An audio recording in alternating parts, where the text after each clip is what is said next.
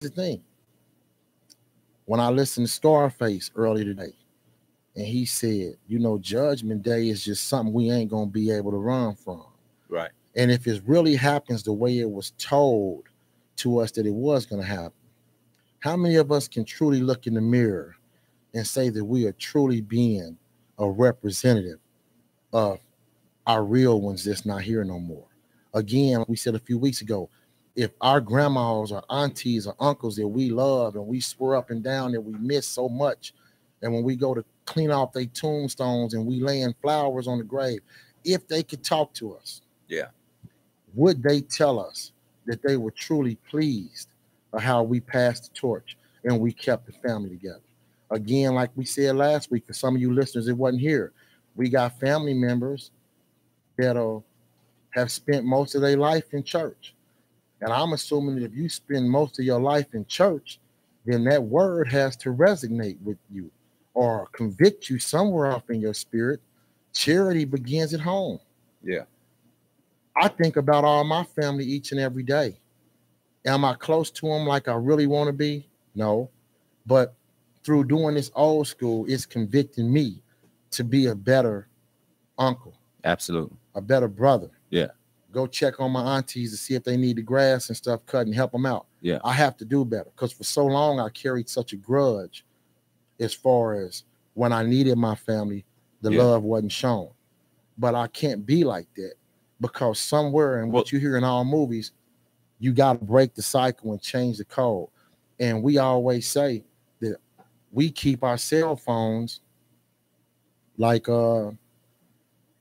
police officers keep their guns. Yeah. So really, it don't take much, man. Even if you just send a text, even if you just called a family member you hadn't spoke to in a long time and say, "Hey, man, I ain't gonna be on here long, but I was thinking about you today, boy. I got love for you. Need anything? Call me."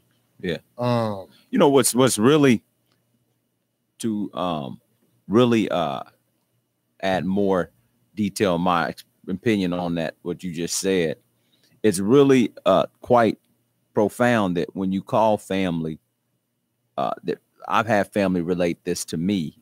There's a real attitude and spirit of what do you want? You know, what do you want? And how does it get to that place to where there wasn't enough experience? Because this is something that that I've got to do some studying on as far as how the human mind reacts to negativity. So if you tell an individual a harsh remark, or you give an individual a distasteful experience, it's going to take 7 to reverse that. Does that make sense? Yeah, so I'm following. So what did it take? How many bad experiences that we had with our family to where it became so distasteful that on sight, our response is, what do you want? Well, I look at a piece, for instance, as kids. Do you remember how receptive we were? Which means if it was something going on bad or a fight or an argument or something, just for some reason, how running through the house, our ears picked up on everything. Right, and right. Your mom and them would probably be like, hold on, let me get him out of my mouth because I'm on the phone and his ears and everything is down my throat. Get out of here, boy. You know what I'm saying? She would say stuff like that. Yeah. Because you could retain so much of the negativity. But it would be stuff like, for instance, if somebody says, hey, when you go home, tell your mama I love her. I know she don't care about me and don't want to call me and don't want to talk to me. But here's my thing. With you saying that to this child, that child don't know how to really take that.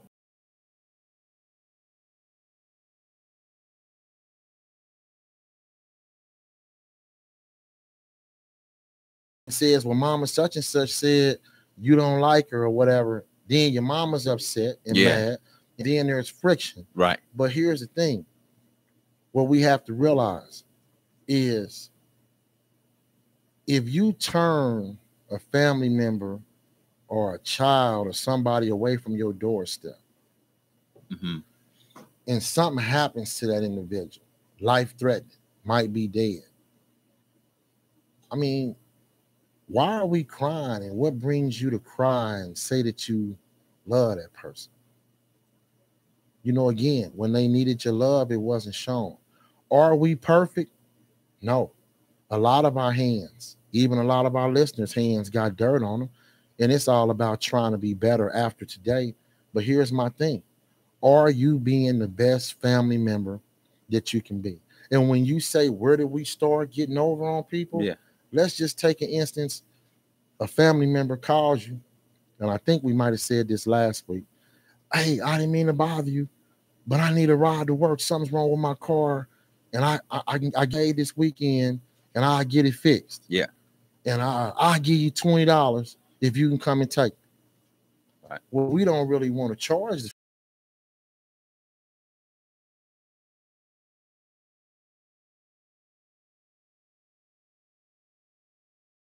Yeah. give them the ride, Yeah. drop them off. You're not going to ask for nothing, but they don't give it to you. Mm. You see what I'm saying? Yeah. But now we go home feeling like, damn, that MF and got over on me. That's a seed. Didn't even drop the 20. Yeah. You see what I'm saying? Yeah. So now here's what happens. Because we not really family and we not doing it the way grandma and big mama told us to do, Right. to keep it inside of the family, Yeah. working amongst each other. We go out here to the streets. We go out here to Facebook and leave messages and friends and co-signers. Next thing you know, word gets back to the person that didn't give you the money that you mad at them. Right. And it's all a whole nother story. Then their response is, well, oh, I don't care. F him. And now it's just kind of like what we gonna do when we see each other on site. Yeah. But see, now both people are wrong. Yeah. Because for real, if this is your family and your blood, you could have called him or her on the situation. What gets me is the person that initiated the call that was supposed to get a $20 for gas money. Now, how can you be mad? What are you mad about? You the one that didn't even do what you said you was gonna do. Yeah. And by the time it and so gets that's guerrilla, that's a guerrilla game. And that's a guerrilla game. And if you guerrilla game in your family, that's a whole. And listen, I don't know too many families who don't have that activity, that experience, that have that experience where you where there's been a guerrilla activity on you, where you have made yourself vulnerable in your day-to-day life for your family. And in your vulnerability, that's a great situation to where I'm not going to come in and be aggressive to you right away. You know, I'm going to find you in a vulnerable situation where, you know, hey, I'm stuck. You can help me. And instead of being transparent with you, what you spoke about earlier, and that's a variable that has to be a variable of getting over on one another. Well, to where we couldn't be transparent, because then you have the second part of that story that you spoke about, which is mess. When you got a little bit of view in my sensitive situation, that's one. So you on the horn about my sensitive situation. And then two, I mean, maybe I was vulnerable and maybe I am hustling a little bit. You know what I'm saying? Maybe I am hustling a little bit. So you on the horn about that and spreading that. That's mess. When we could have a real authentic experience where, hey, I'm vulnerable. Look, I'm this 20, I really need it, but I'm gonna give it to you. And at least there's a real experience. That's the only way I can put it. We like to talk about realness. Well, hold on. So I'm just gonna I'm gonna be brief. I'm not gonna even go in on realness. All right. I'm not gonna even go in on it. But we like to talk about realness. But when we start to get into what I can only say is the funk of life, because when we start to exercise and when we really start to work what's really underneath our character, our intentions, our experiences. What do they say? You really don't know anybody until you've been in their shoes, right? Or you really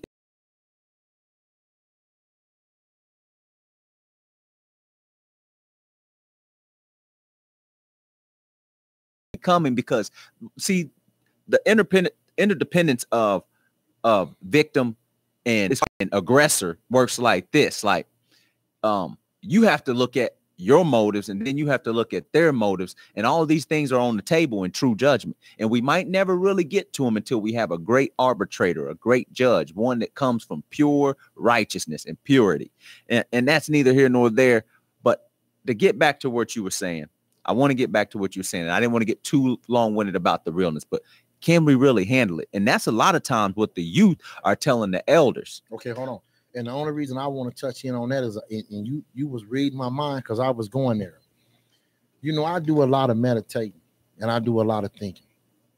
And it's always easy for people that haven't really went through the dirt and the war zone of life.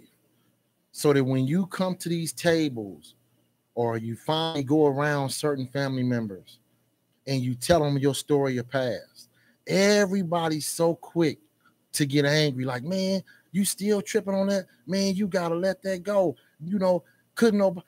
Here's the thing is, for instance, there's a family member's son, a grandson, a cousin, bad. Finally get caught up. He goes to the penitentiary. Yeah. And this man's been in the penitentiary for 7 years. Okay. As you, his family and blood, and regardless of whatever he did, and you saying that he deserved to be in there because that's what it don't matter. Out of 7 years, you never found it in your heart to sit down and just shoot this man a letter. A lot of people that know my story about what happened with me and my mama, regardless of what my mama did and what she went through, we were kids. Nobody came to get us. Nobody. Yeah. And now when you grown, and let's really keep it real. And I told my mama today I was going to keep it real. When you see your kids and your family members and you know what they've been through, but we come through your door and we beautiful, drug-free, alcohol-free, don't look our age, the roses that grew up out of the concrete. Yeah. You can't do nothing but bow your head and cry because you know that you didn't have anything to do what I turned out to be, but you could have. Yeah. And it didn't take nothing but just a call. Right. To say, hey, I love you. I don't want to know what you're going through. If you need anything, you can come here.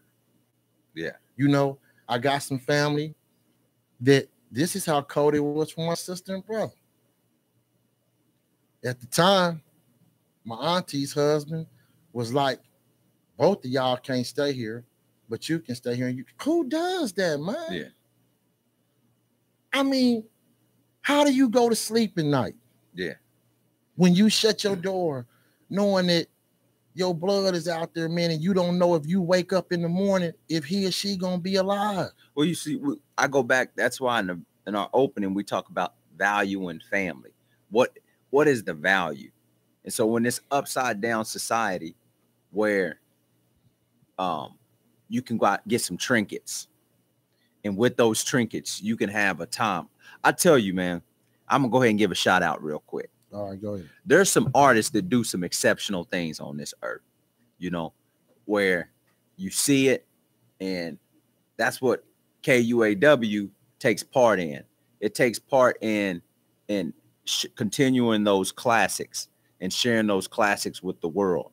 Radio stations like this will always be needed in our societies.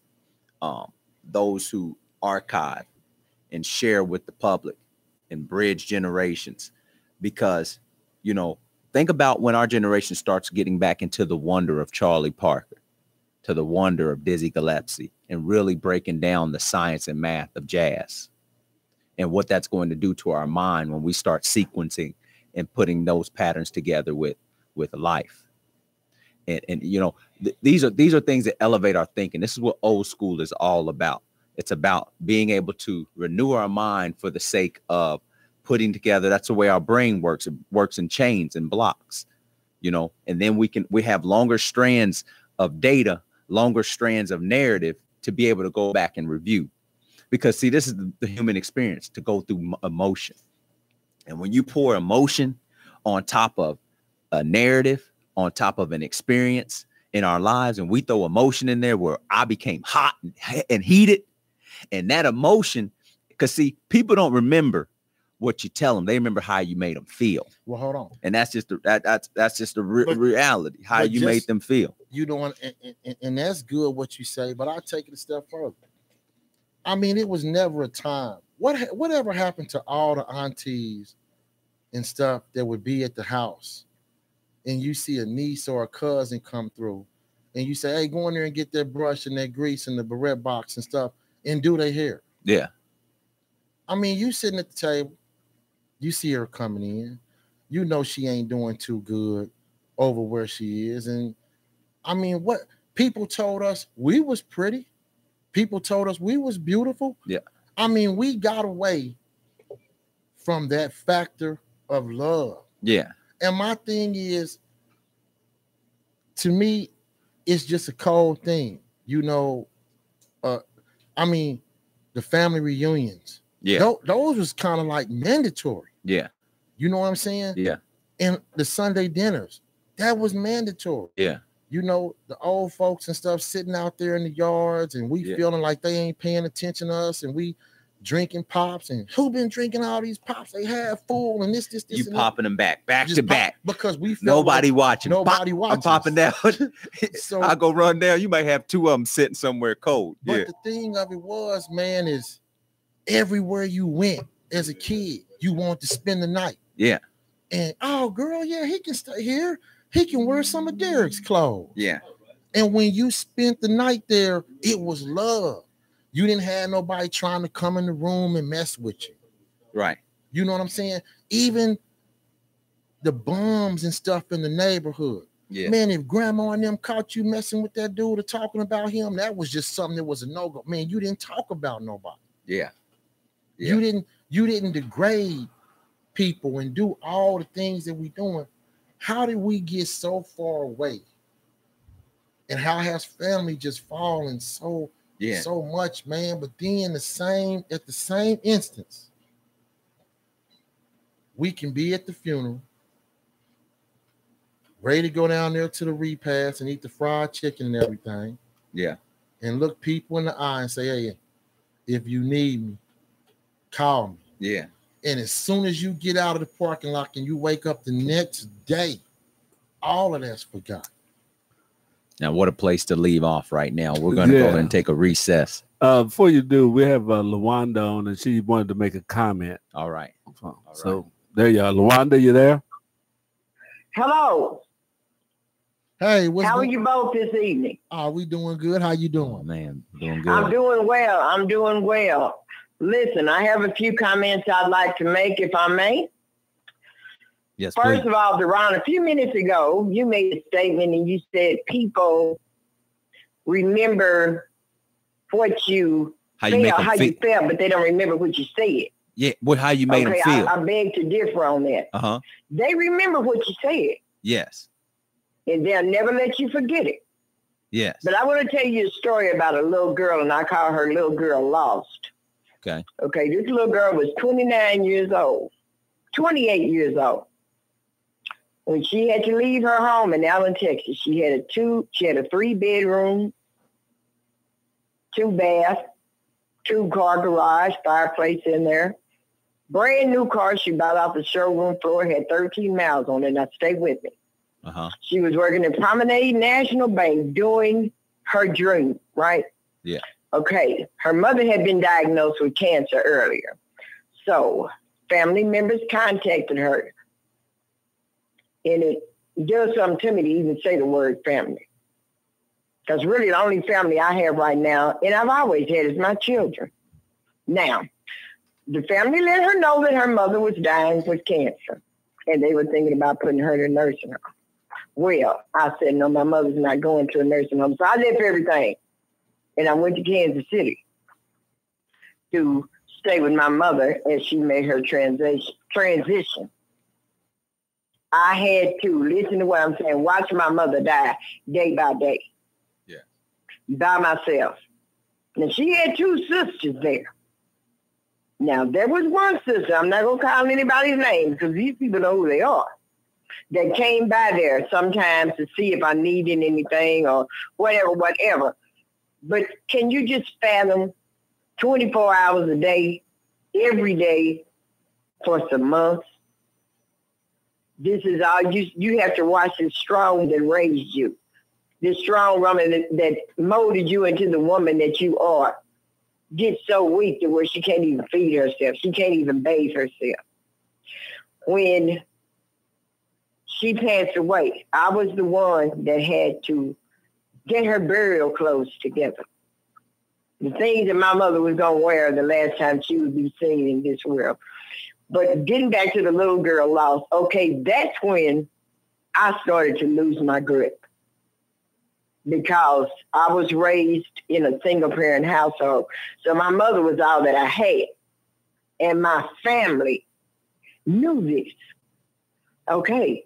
When my mother passed away, nobody was there for me but my Aunt Bonnie. I was blessed to have an extra mother. My Aunt Bonnie was there until she left this world. Okay, I went through some traumas after that. I mean, to go from my mother and I visit on a daily basis. We talked to each other on the phone. My kids knew their grandmother as well as they knew their mother. All of a sudden, this woman is gone. You know, you turn around and it's nobody there. Now, that was devastating for me. And during that time, I made some wrong turns. Yes, I did.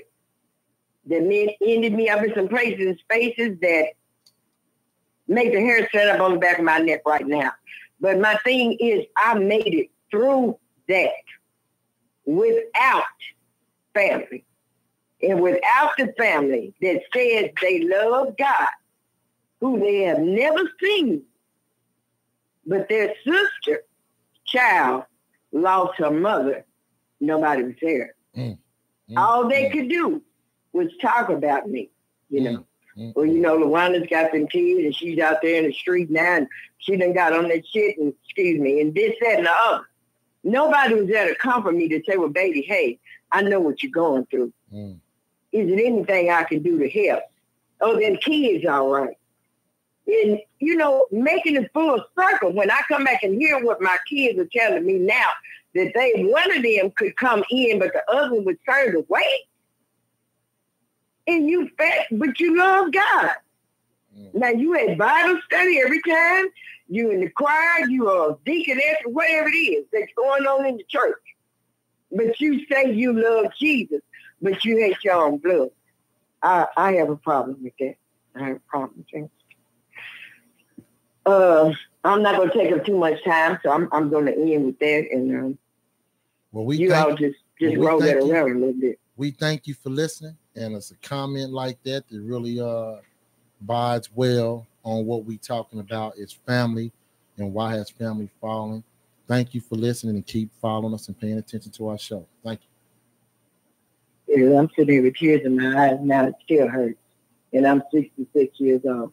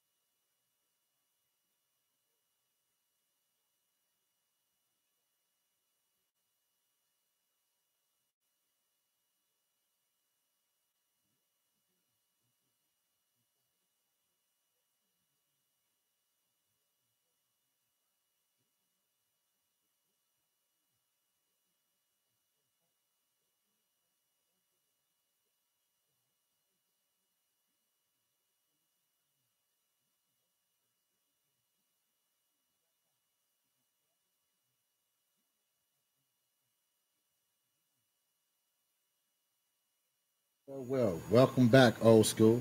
Again, halfway home through the 6 to 7 hour KUAW.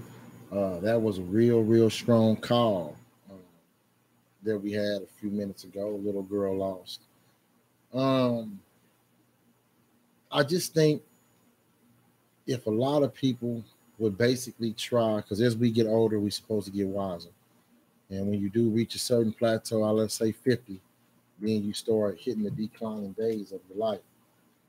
And like a lot of the old people say, you want to try to get it together and get it right before you go home. What I've tried to do and what we've tried to do and what we want to do for old school, and I want a lot of our listeners to really pay attention and understand what we're trying to do. I fought the bad fight my whole entire life. The gangs, the contributing to the drugs in the community, the violence, um, the lying and breaking the women's heart, glorifying being players and all of that. And as you really get deeper in tune with your spirituality, a lot of people that I hurt, I always ask God every morning when I say my prayers after I leave the gym to bless a lot of people that I may have hurt physically and mentally. Um, and that each day that the Most High allows me to breathe is a better chance for me to be better today than I was yesterday. Um, and I think if a lot of people would really just sit back, each one of our listeners, all of our old school family on Facebook, all of us have that certain person that we lost that really meant something to your life. And if you think about them hard enough right now, you start crying. But just ask yourself, would they really say that they are proud of you? And do we think that we, each of us, have room to do to do better? Can we start to put some of the old school values back in our home? You know, let these school teachers see family come up to the school. Let them see an aunt come up and eat. You know, just one day, if you don't got too much going on, go up to the school and eat with your niece and your nephew. Yeah. Uh, and I'm guilty of it too. But you got family members, we might can't get to everything. But let them look up in the stands and see you there cheering for them. Because it's a lot of stuff like that that carries a lot of weight. Just like people say in the jail. Sometimes it's not just about money. Man, pictures go a long way. Yeah. Go a long way. Yeah. You know, it ain't always about the money. Like I said, a lot of times pictures go a long way. Or just for that family member that you ain't talked to in 6 or 7 years because he's locked up.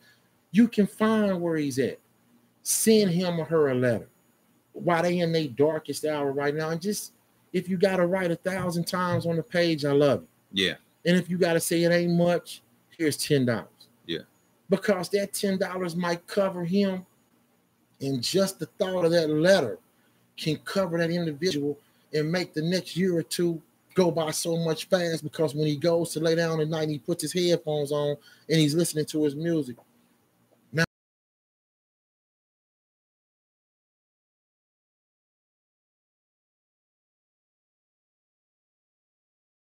that when this man been gone for 7, 8, 10 years, and then all of a sudden he gets through the door and everybody's running with open arms. And then look at him crazy if he wanted to push back all your fraud and fictitious behavior, because he could say, I did day for day in there, 365, 7 days a week.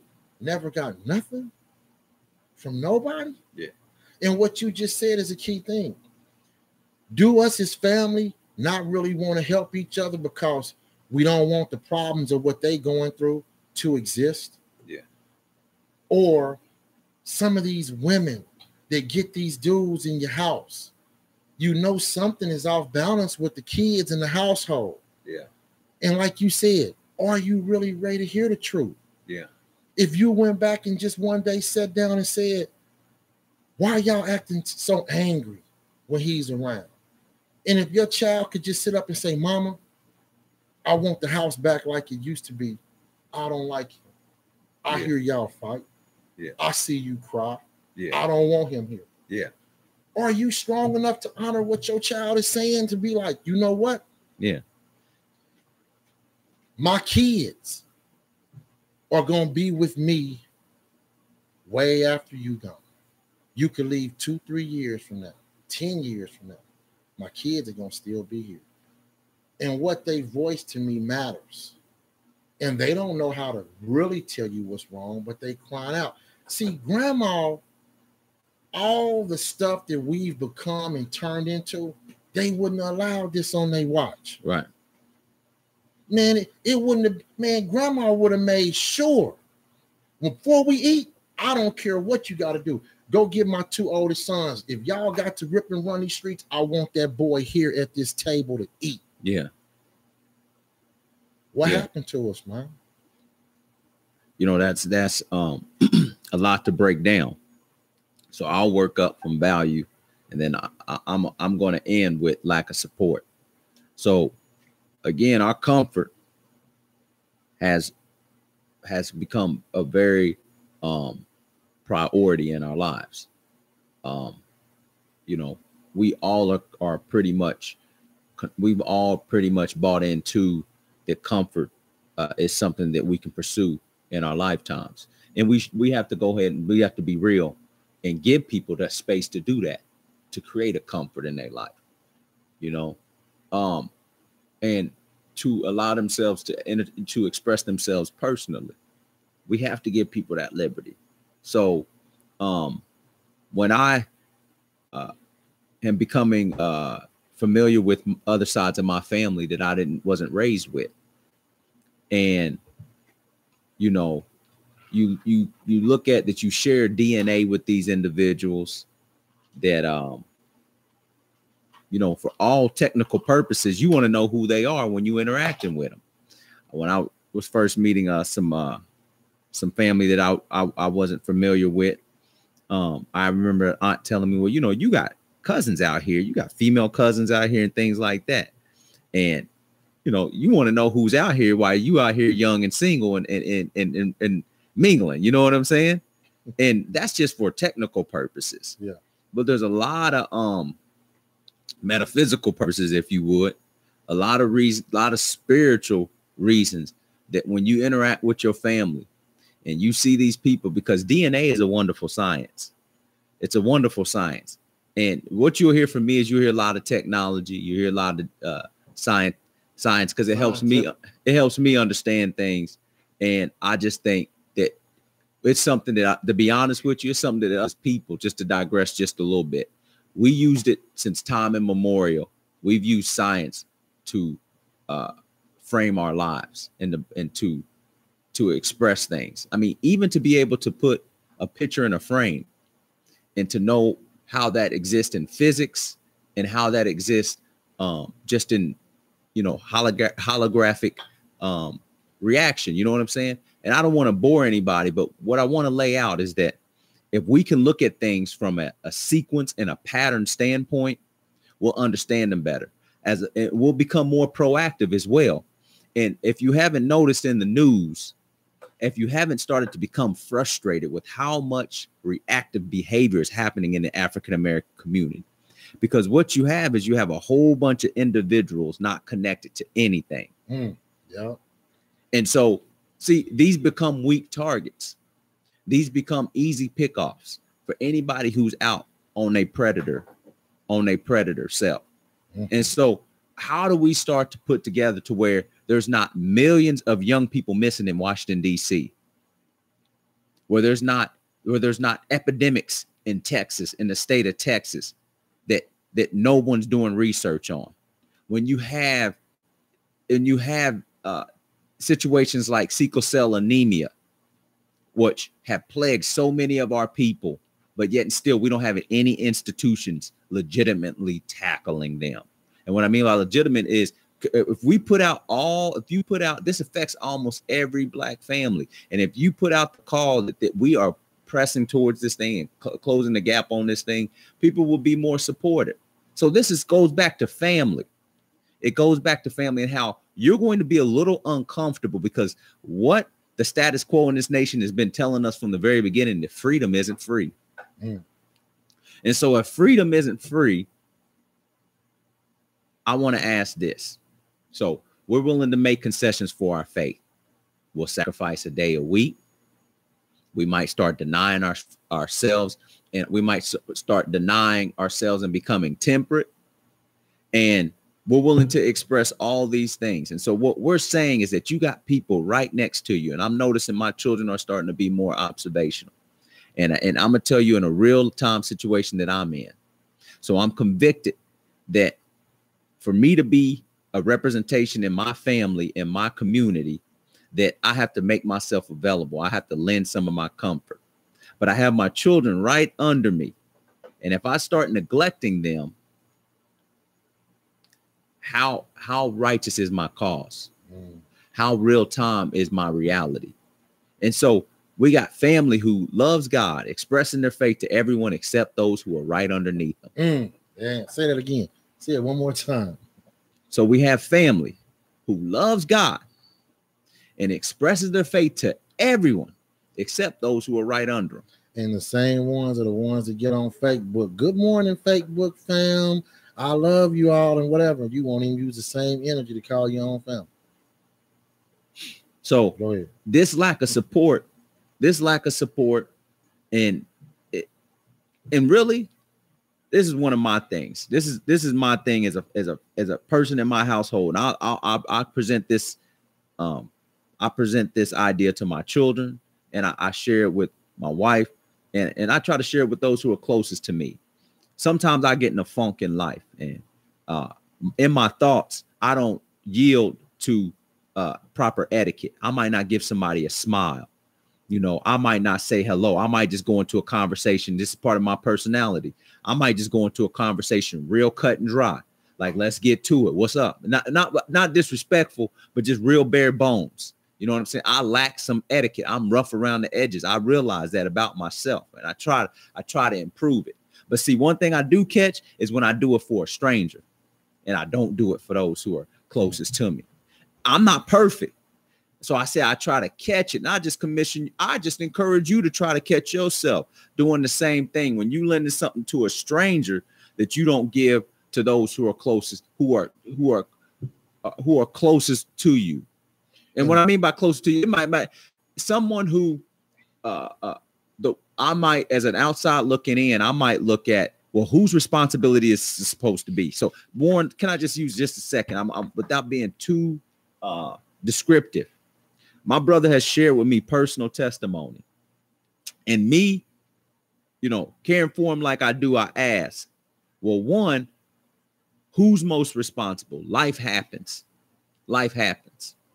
And I've got a cousin in a situation where they're finally starting to hit adulthood, but from maybe I think 8 years old to 18, they've gone with different family members. And you say, who's most responsible? Is it the state? Is it the closest of kin? Is it family, friends? Who's most responsible? And so what I ask is, what are they most responsible of? Demonstrating love. Because see, this is the reality. This is how lost boys and lost girls are made and created. And you might not like the terror that has reigned, but in my opinion, I don't have much to say if I don't address this critical situation. Who's most responsible for those lost boys and lost girls? So if it's the state issue and the state's responsible for them, then whatever the government does and whatever plays out on the media, we shouldn't open our mouths. Hey, and if the state's most responsible for them. I'm not going to even. So critical importance, demonstration of love. And why do I say all that? Because you won't find any bit of wisdom. And I dare you to defy this wisdom, that when we demonstrate love to those around us. And so what we kind of, I think we created a more detailed example of what love is. So let's go back to grandmother. Grandmother may have not had a lot of trinkets to offer you. Whatever she did have, including her comfort and personal environment, she was willing to offer it to anybody. Hey, if it was just telling you when you come spend the night this weekend, grandma gonna make that cornbread. And I mean, something as simple as a couple of boxes of Jiffy cornbread, but it was made with the love. Right. Everything she gave us and everything she did for us, it was, I mean, at the end of the day, the only thing that can conquer hate is love, and it's got to be love. And what you just said is a question like I asked you. Why are we in a time, May 21st, 2018, where some of the best people that have been to us ain't been our family? Right. It's been friends. Yeah. And sometimes that's enough of a spark to go ahead and light a flame in our hearts to want to have enough to be able to give love. Because you got to think, coldness is, some of the terms are so literal. Like brother said in his lyrics, my heart is on Antarctica. It's cold. And so what's going to warm a heart up? And we love to talk about light. And I love the conversation about light. And I ask myself, well, how can I go out and amongst some of these cold hearts and truly, if mine doesn't have phases, and truly represent a desire to see the kingdom of God come true, to see the formation of the kingdom of God? How can I really say that? And I know that there's cold hearts, and they cold because there's really no warmth around them. And this is people who getting in nice rides. These are people who going to nice functions after church. These are people who's going to nice functions after they social and they social experiences. Hey, let's keep it another 100. Yeah. Look how much money you got. Someone throwing away in the casinos all the time, going through the 300 or 400 away in the casino. But do you know somebody in your family who you could have fed with that? All right. Well, you got to have a connection first. You got to have a connection first, and you have to value it. And we get back to one of our first solutions, which is just simply being able to reach out, whether it's by letter, whether it's by phone, or whether when you happen to run into that individual who is isolated, who is on an island all by themselves. And you can be mindful of how grandmother had it, because we had an example. So as we go back, we're going to be able to look at richer examples. Rather, it was social structures that were in indigenous nations, that were amongst indigenous communities, that made sure that no one was without. And I'm not going to get into the political terms, but see, this is basically the essence of church. So they're saying the coming church that is going to rule the world is going to be, they're not going to put a political term. See, these same mouths will say communism, but they won't put a political term on the church, which is going to do the exact same thing, which is going to make sure that no one is without. That's the function of the church in the latter days. Yeah, is to make sure that the community, which is that church, is not without. So we say, now, who is to say what you are and what you're not? Because God is real. So that in the consciousness of time, I just compel us to say that when you're around somebody who has nothing but coldness around them, you can't read their heart. You don't know what they're capable of unless you're in their shoes. I'm going to say at least shine a little light on them. Shine a little light on them in an authenticity and demonstrate love. And in that demonstration of love, your wrongdoings and their wrongdoings will be covered. And there's not a wisdom that I've acknowledged that in my heart that is greater than that understanding. And I can say it comes from the good book. It comes from common sense. It comes from everywhere. If you can demonstrate love, it'll cover what you've done wrong and what they've done wrong, and probably some aspects that we can't even perceive. Well, I mean, we hope that a lot of people that are listening are understanding that I'm not perfect. I got a lot of work to do. I have to be an example. I got to be an example for my family. All my family, my brother, my sister, Keela, my mama, everybody in Dallas, all my family up here, my sister Tahira. I got so many things that I have to be, because I actually spent a lot of my life carrying around a grudge, that when you tell yourself so much that I don't have nobody and don't know, I mean, what you tell yourself and the plate that you eat from on every day, that becomes who you are. And it was just until several years ago that I realized that I had a changing in my heart, and I have to be better. I got nephews and a lot of family members, old school family members on Facebook. If we all start working towards strengthening our family, we gonna have to sit down. Yeah. And we gonna have to hear what she has to say, what he has to say. And at the end of the day, we just gotta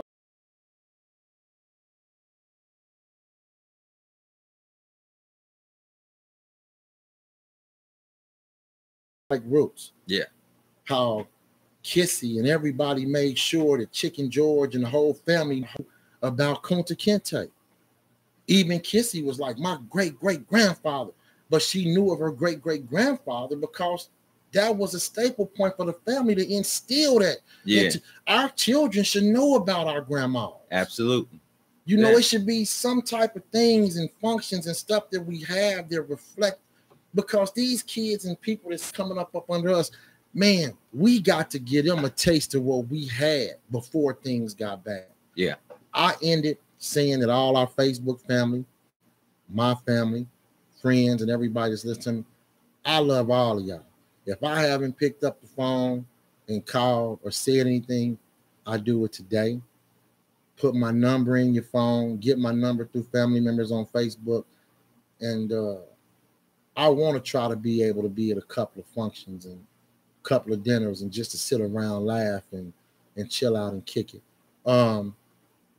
It's all about what we do with the opportunity that God gives us tomorrow. All right. Now, I wanna really bring this to the table and say, love is a difficult task, but I want to make us mindful of some of the strategies that we have. See, what I've seen in our families is I've seen a split, and I've seen a split between the intellectual and those who are using their senses and that are using their common sense. And so even if our intellect can allow us to come up with a strategy that's going to help us demonstrate love, I ask you to do that. Use your intellect to figure out, how can I identify those people who are around me, and how can I express and share something with them that's going to uplift their spirit? And then I say, let's just say really streetwise, that you know how to tell when situations is changing. You might brag a little bit. You might be able to encourage others around you and say, man, I kind of keep my ear to what's going on around here. Can you be quick enough to be able to and clever enough to see those people around you who are floundering, who are sinking, and who are in need of you? And so using those two skills, I'm going to ask that when we come back here next week and we go to Old School and we go to the Old School Hour and we confront, what do we have to bring to the table for the lost boys and the lost girls? All right. You've been listening to Old School on KUAW Radio.